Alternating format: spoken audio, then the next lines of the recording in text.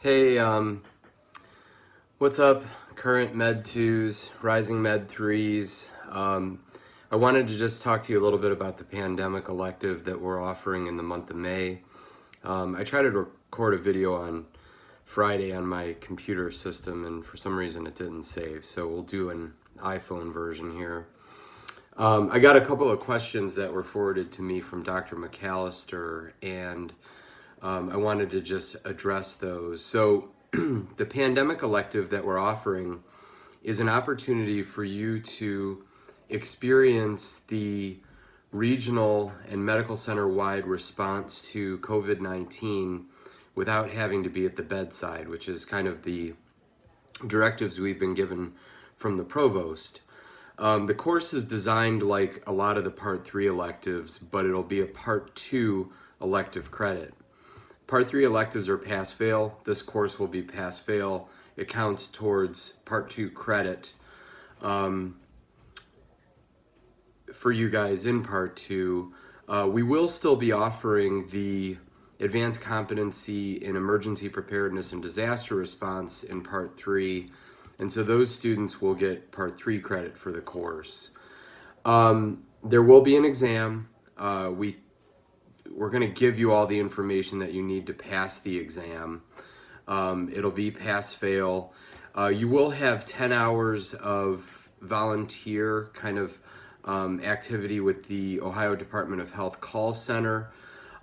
Just like any of this coursework, you can start whenever you want. And I think some of you are starting now. One thing I'll tell you is with the FEMA modules, the way these work is you have to apply for a FEMA student ID. So you apply for that and then you get a little number, and when you do the courses are free, but you have to put your FEMA ID number in. When you do the course, you should go through it. If there's an exam, do the exam and you'll get your certificate, just like any other CVL, even here at Ohio State.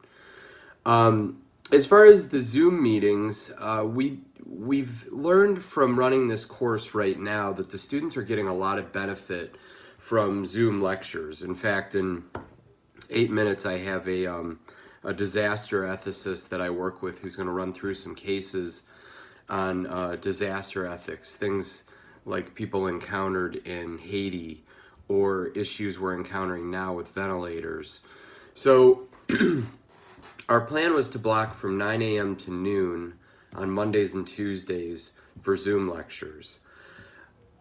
I can tell you that probably not all 3 hours will occur via Zoom every day, but if you're looking to block some time, Mondays and Tuesdays from 9 to noon is what you should block. We will record all the lectures or have a surrogate activity if you can't attend, but my thought would be is if you're available, we want you attending these, because really your study time for step 1 can occur, anytime outside of this, and the people that we have lecturing are people who are working really hard real time on swabbing inmates and participating in disaster planning, and they only really have that time that they can devote. So yeah, as far as the hours of the course, I'm looking at my email so I can make sure I address a lot of these things that have been asked. We try to give estimates for the hours that you're going to be spending. In all honesty, on the thing that Dr. McAllister sent out, 40 hours a week is probably very generous in terms of the number of hours that you're spending, especially if you're able to knock some of this out prior to starting in May.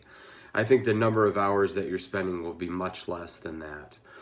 For the first week, we have a couple of in-person, probably between 2 and 3 hours of in-person content on Monday and Tuesday, and then you guys will do a online influenza pandemic course through the College of Public Health, and that's about 10 hours worth of work, and then you can do some of the online modules as well. So we try to have 130 hours worth of content in a course when we run them for Part 3, and so that's how this is written.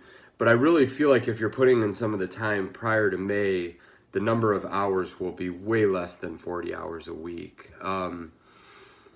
but obviously we want you to get the content that you need.